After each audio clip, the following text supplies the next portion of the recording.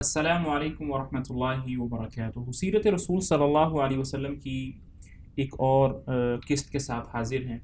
बचपन से हम सुनते आ रहे हैं कि अगर प्याला टूटा हुआ हो, यानी कि उसके कोई किनारा टूटा हुआ हो और उस टूटे हुए हिस्से से पानी पीना ये बेबरकती का सबब है, तो क्या ये बात ठीक है या गलत है? सुनन अबी दाऊद में आप सल्लल्लाहु अलैहि वसल्लम से रिवायत है, नहा रसूलुल्लाह सल्लल्लाहु अलैहि वसल्लम अन शुर्बी मिन सुलमतिल क़दही व अन युनफ़ख़ फ़ी शराबी, कि आप सल्लल्लाहु अलैहि वसल्लम ने मना फरमाया है दो चीज़ों से।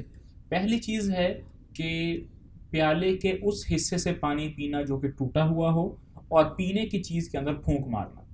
अब क्यों मना फरमाया है, इसके अंदर उलमा ने बहुत सारी लॉजिक्स बयान की हैं, बहुत ज़्यादा हिकमतें बयान की हैं।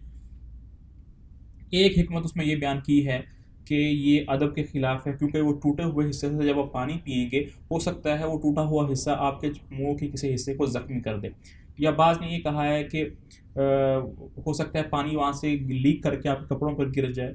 और कईयों ने ये फरमाया है कि जो टूटा हुआ हिस्सा होता है कप का, प्याले का, उसकी सही तरीके से सफाई वगैरह नहीं हो सकती, तो हो सकता है वहाँ पर जरासीम वगैरह पाए जाएँ और उससे बीमार होने का ख़दशा है। और बाज़ ने ये भी लिखा है कि वहाँ पर शैतान बैठा होता है और बेबरकती का ज़रिया बनता है। वल्लाहु आलम बिस्सवाब, लेकिन आप सल्लल्लाहु अलैहि वसल्लम ने मना फरमाया है।